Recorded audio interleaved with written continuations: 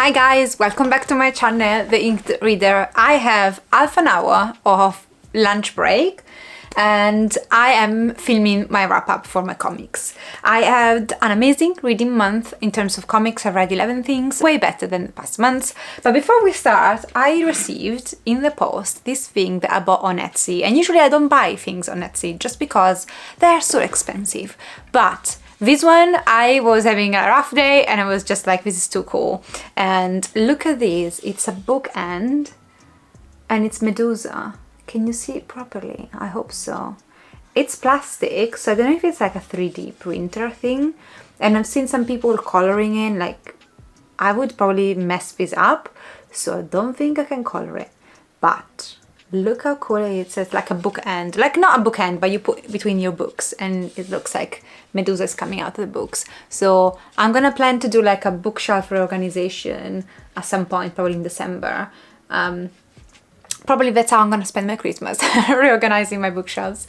And so I will try and attempt to put this on, but we will see. But yeah, I want to share with you guys because it's cool.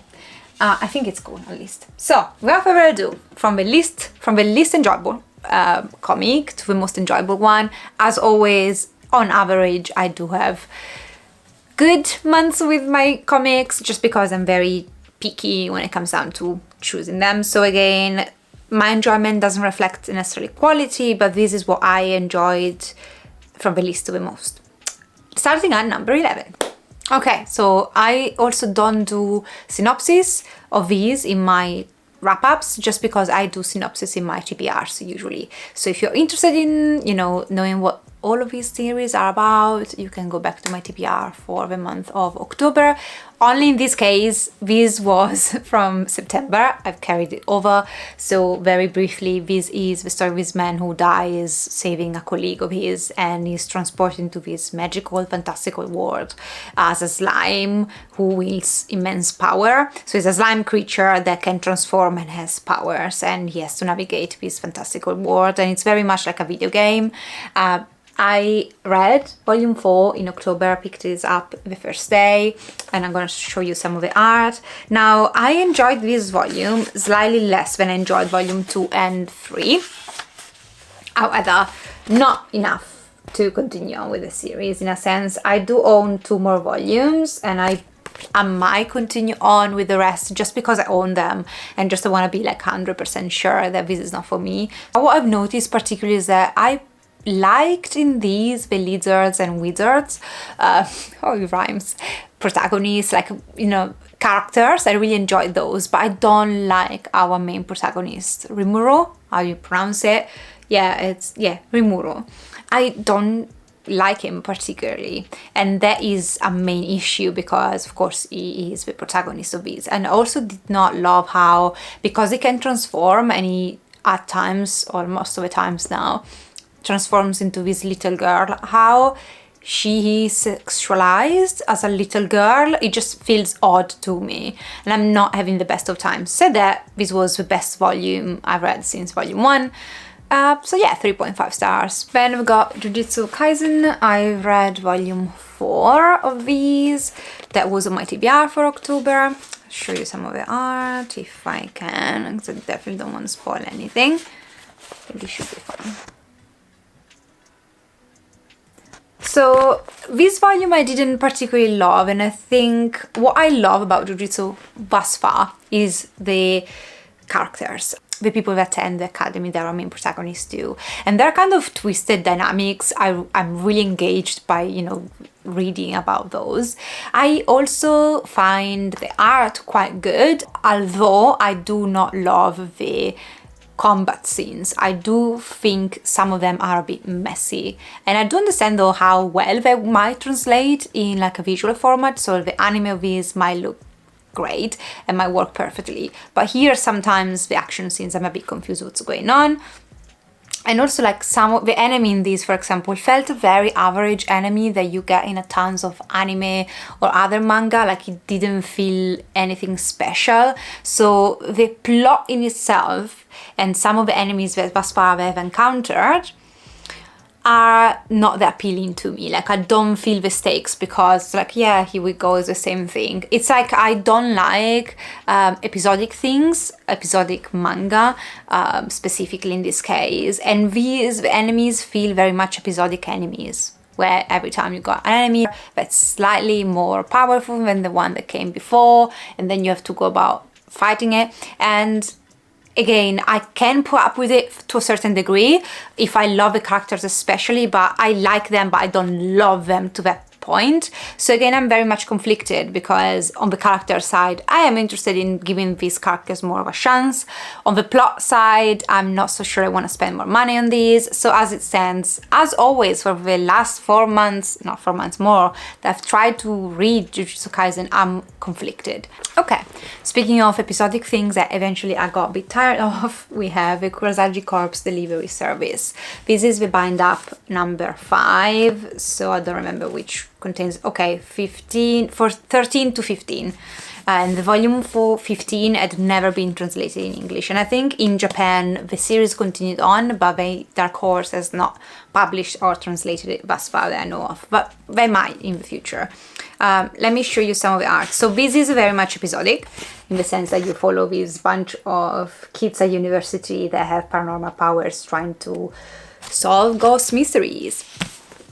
And they can find and speak with dead bodies, and they utilize that to earn some money and do some very odd jobs here and there. And I love the premise, and the first volume worked so well for me because it was new, it was a new thing that I was experiencing. It reminded me a bit of Scooby-Doo, completely different the vibe, but the idea behind reminded me a bit of Scooby-Doo.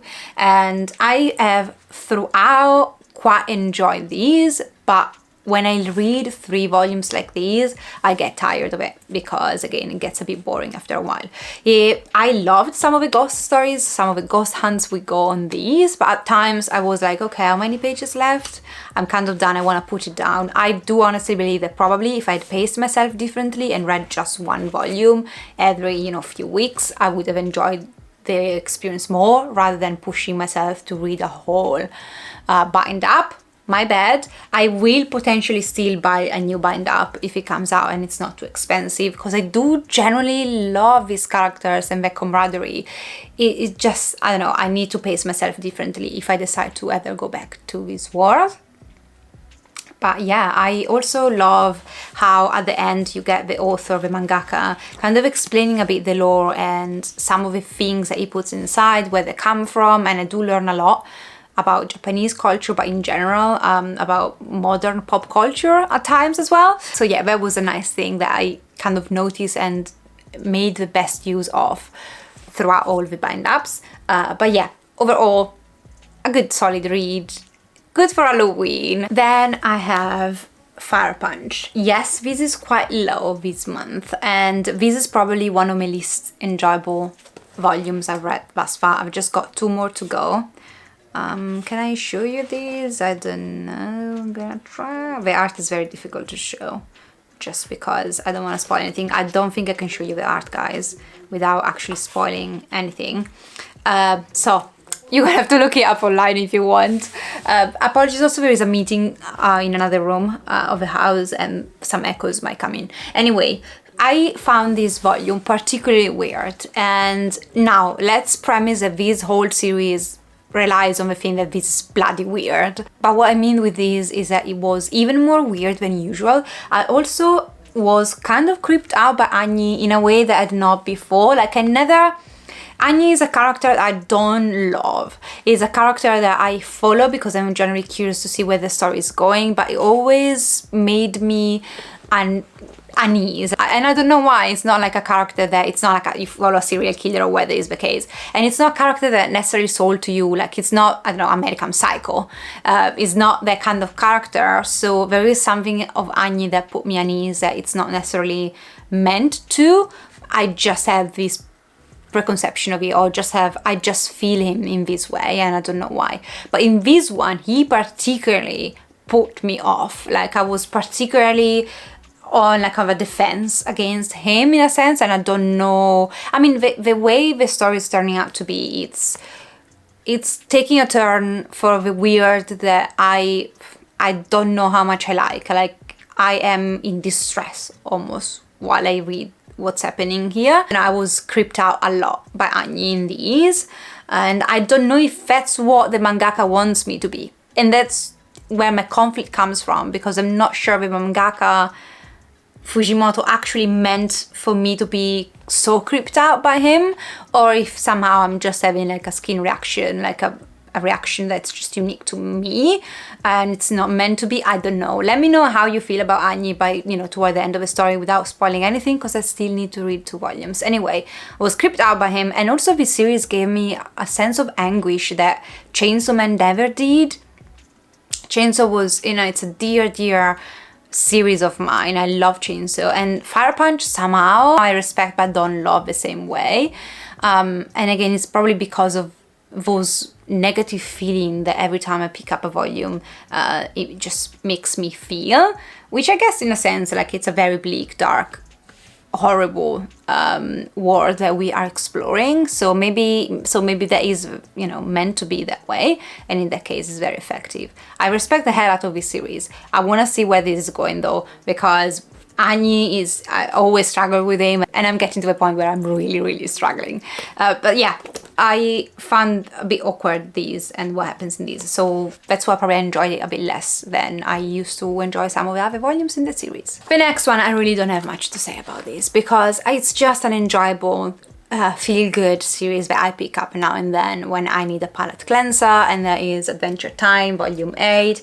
I loved how in this one in particular there is a plot. Basically, there is the first side I absolutely adored, because it's kind of like a detective series, and I found some of the quotes and the way, you know, this parody of a detective series was done, it was brilliant. And I also really loved when we move on to a plot where people have forgotten how to cook, so they can't cook food, and the ideas that these guys making this come up with are so genius. I absolutely love Adventure Time. It's just my feel-good series. I love how colorful it is. It's truly a good time. The only thing I didn't give 5 stars, I honestly don't know, it's probably a 5 stars as well. I think when I jot down like the rating, I didn't give it 5 stars because usually at the bottom the author makes very funny comments, and I used to adore them, and these days I don't anymore. But it's such a petty thing. To be fair, this would be a 5 stars in terms of enjoyment. I adore Adventure Time, and if you're really looking for something fluffy and easy, and it's almost middle grade YA, but it just really conveys a lot of important messages in a very quirky, fun way. I love Adventure Time. The next one is actually something that I picked up for Halloween out of the blue, and I had never heard anybody speaking about this. I just found it on Amazon, and this is Dracula Motherfucker, and this is by De Campi and Henderson, and it's a graphic novel, and it's basically a modern revisitation of Dracula, and you just follow basically it's 1974, and you follow this journalist trying to kind of solve these homicides and kind of collecting proofs of what's happening. And look at the art.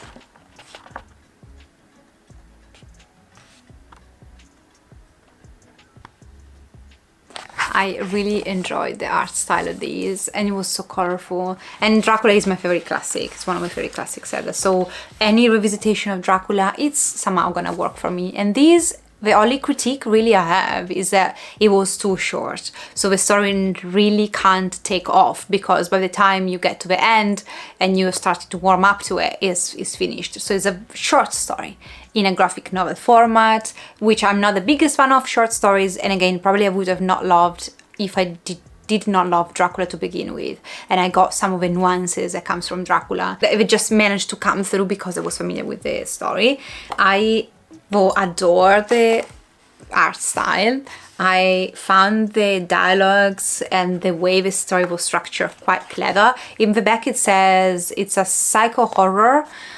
And it is very weird. It's very psychological in a sense, and it's less like, it feels very modern, while, you know, if you read Dracula, you know, it's a very classic book with a lot of, like, you know, the ambient, it feels very classic and ancient in a sense, while this, it feels like Los Angeles in 1974. So yeah, I really appreciate what they're doing. I might be very open to read more of these author, and also check out more, but you know, whether did the art style.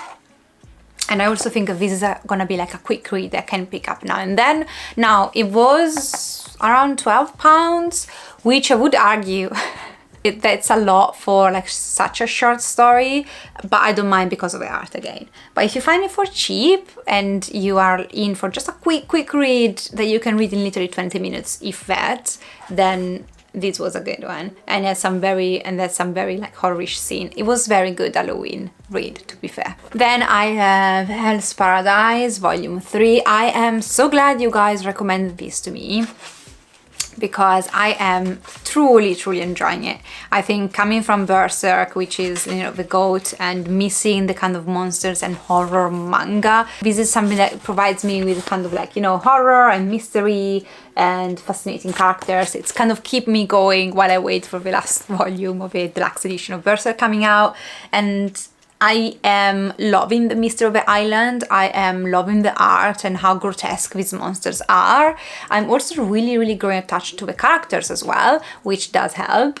And I am just fascinated by the whole thing. I'm just feeling the tension. I am buying the stakes of these characters. And I was just mentioning this in my book wrap-up, where if I buy the stakes, then I feel for these characters, then I am invested in the story. And when it doesn't happen, then my enjoyment automatically will suffer. But here I am buying the stakes. I can put myself in the shoes of some of these men and women try to survive this horrific place and finding out also what it is.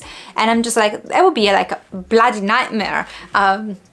So I can immerse myself in the story so well, and that's probably why it's working so well. But yeah, I have heard mixed things about the anime though. A lot of people complained. I don't know if it was cancelled after a few seasons or like the first season. What do you know about the anime? Have you checked it out? How good is it? Let me know. From Hell's Paradise onwards, so everything that's gonna come now, it should be in the adore category, because I adored every single thing of these. Every single one of these are 5 stars, and it was very difficult for me to sit down and put them in order. So take this with a pinch of salt, please. Then I've got Doradoro Volume 8. You know I'm adoring Doradoro. In this one, the first couple of issues were so violent and brutal, and I adored it. I adored what, you know, just how messed up and violent it was, but also how cool it was. If, you know, maybe now because I've started to read a bit more, when you do monsters and the monsters are really creeping me out, or, you know, the violence really comes through, when I feel again the stakes, so I'm just like, oh my god, this is so bad, like I can immerse myself in that way. And this has happened in Doradoro in this case. I really felt like the consequences of the actions of the characters, and also, you know, this, you know, what's happening and everything, you know, that comes with it. So I'm really invested. That's what I'm saying in these. I don't think I can show you the art without spoiling anything, unfortunately. Let me check. Just a random page. Don't read the dialogues. But I just want to show you quickly the art that I adore. And yeah, I'm finally also proud of myself, because I'm starting to recognize the characters' names even if they're not on the page, and I'm starting to see, I don't know, remember some parts of a plot. And so I feel like finally this plot is growing on me to a point that it's now sticking with me. So yeah, continue on with Doradoro. I adore Doradoro. Like, yeah, Doradoro for life. Okay, ready for it. Then I do have One Piece Volume 9. You guys told me keep going, you know, the stakes are gonna be felt at Volume 9. It's a slow pace.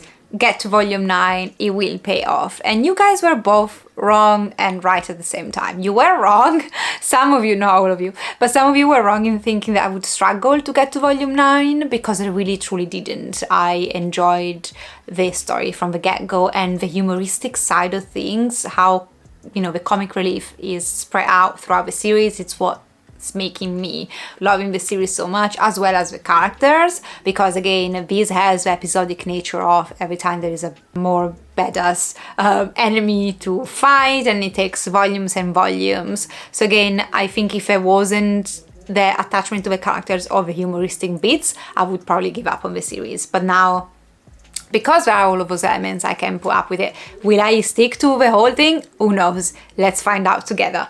But volume 9, you were also right, because I definitely felt the payoff of me sticking, of me being with the series for 9 volumes now, which is nothing compared to how big the series is. But this is to say, you were right. Volume 9 is special. And I think I don't want to spoil anything in case someone is not ready, although I do believe I'm the last one on earth pretty much who likes manga to have picked this up. What I particularly loved is not only how touching the whole thing was, but also how Luffy, just when he was asked for help, just did it without needing to know why. He didn't need anything else apart from, I need you, I'm here for you. And that beat really had me in tears. Yes, I did cry reading this, not like ugly crying, but I had like definitely tears in my eyes. And the end, the message, or the thing that I took away the most from this is I love Luffy. Like Luffy, like our main protagonist, him, I adore the guy, and just his personality, I adore his personality. Said that, what happens with this guy, Usopp, how you pronounce it? Didn't buy that for a second. So when that happened, I was like, oh my god, is that what the guys mean on the comments? That's a big thing, because I'm not buying this. I know how this is gonna turn out to be, and I was right. But then the whole new part comes in, and the whole thing happens with another character, and then there's Luffy reacting that way, so then I got it. But for a second I was scared. I was like, oh my god, please don't be these. And then it wasn't. So yeah, definitely volume 9 is a special one. Touched my heart. Okay, then the next one, I adored all of these, so I already told you. Day Dark volume 1. I picked this up at Halloween, not the day of Halloween, just a couple of weeks before, but I thought that although I wanted to wait until be done with Doradoro, I just wanted to read these, and I don't regret anything, because I adored every single page of these, and how, in a sense, it is like reading Doradoro. The art is the same, some of the characters' faces remind me a lot of characters from Doradoro, so I did see, it's like a bit like a Junji Ito vibe I got, where it's Junji Ito because the characters pretty much look the same, but then the story itself is kind of different. Although the dynamics, the humoristic relief again in these, it does feel the kind of friendships do remind me a lot of Doradoro and the characters, but I don't mind it because this has a sci-fi spin to it, and usually I do struggle with sci-fi, but I didn't struggle with this. I just found the mix of horror and sci-fi brilliant, and this actually made me think, do you know about both comics and books that are horror sci-fi? Because I love everything that has to do with horror basically nowadays, and I think the combo of sci-fi and horror might work best when just a general sci-fi, which I care a bit less about. I'm warming up myself to it, but I think if there is the combo with horror, it might work best. So let me know if there are any other series that are horror and sci-fi. I might check them out. But going back to Day Dark, I enjoyed throughout this volume. I found the concepts and the idea we begin with, and if you are curious about that, is in my TBR for October, the synopsis. But I just found the concept quite unique. I also found that the character of Shimama Death, how you call it? Well, I wrote it down. Shimad Death. That character I adored. I like how she gets some characters that might be death or like very gruesome characters from legends or lore, or just what we're used to, like death, and mix them into these odd, peculiar, unique individuals that love things and hate things and have peculiar habits. Like, I just found the quirky characters that she can create very interesting just to follow. I loved the school bit about this. There is this kind of horrific school that our protagonist attends, and it's not horrific in the sense that he's going through horrific things in school. The school is just a horror school. I don't know, it's just like monster school, whether it's you want to call it.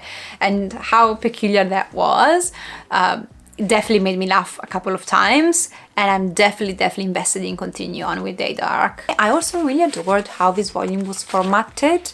I really liked how it's a bit heavier, how the pages feel, like even the material, you see they got a bit more color in some of the panels, so everything worked out wonderfully for me. And at number 1, I am a broken record. Every year I find my favorite and then I stick to it. Basically this year has been, the latter part of the year has been Hellboy. So Hellboy, the library editions, this is volume 3 by Mark Mignola. I believe the difference between, you know, the library editions and any other editions that are out there is that in this one, you just follow Hellboy main story. And I do believe there are volumes out there about like short stories or like collection, like volumes just about him going on adventures that might be not in here. So I don't think I'm getting the full Hellboy, but to be fair, I'm happy as of now. I love this edition and how big the panels are. So how much, you know, space I have to enjoy this unique art style, how color, it's gloomy and dark, but at the same time it's very colorful. I loved this volume because while in the others we went more on like an adventures, you know, there was a bad guy of a different lore, we would go into the part of the world and kind of fix the situation. Hellboy would get beaten up a bit and then he would go back to a new case, while here we focus more on his story and his fights against destiny that keeps going and how much he keeps fighting destiny. So I adore the aspect of him on how he's given this path and, you know, this is your fate, and he says no, fuck that, I don't want that. I love the aspect of him. Some of the lore and the intricacies that came with the lore I struggled a bit just because I just didn't retain in my mind. I just kept going back and just say, okay, this is how it works. That I don't mind because generally it's an experience, just enjoying the panels, the big panels that are here, the colors, and just the dialogue that it's simple but effective. So yeah, I'm adoring Hellboy. You've heard me rambling about Hellboy for, you know, a couple of months now. It's the 3rd month in a row that I'm reading these. I still own one of these big volumes and I'm on the lookout for volume 5. But yeah, Hellboy, it was also a perfect Halloween read. It's just a perfect combo of very mild horror if you want, with some comic reliefs and amazing art. So yeah, and a character that's really growing on me. So guys, that was all. I am gonna go back and work. Let me know what was your favorite read. Let me know if you have any recommendations for me, you know, horror, sci-fi, or stuff you think I should pick up. I am focusing on finishing the series I've already started because, as you can see, I'm in the middle of like a million series, but doesn't matter. Like, it might take me 6 months to a year to pick up your ex, but I will eventually probably do it. It's like Hell Paradise. You've been, you know, telling me for months, and now I've started a few months back and been loving it. So yeah, leave your ex down below, and if you're new, I would love for you to subscribe and stay and become part of this small community, and let's chat down in the comments. Take care of yourself and I'll see you next time. Ciao.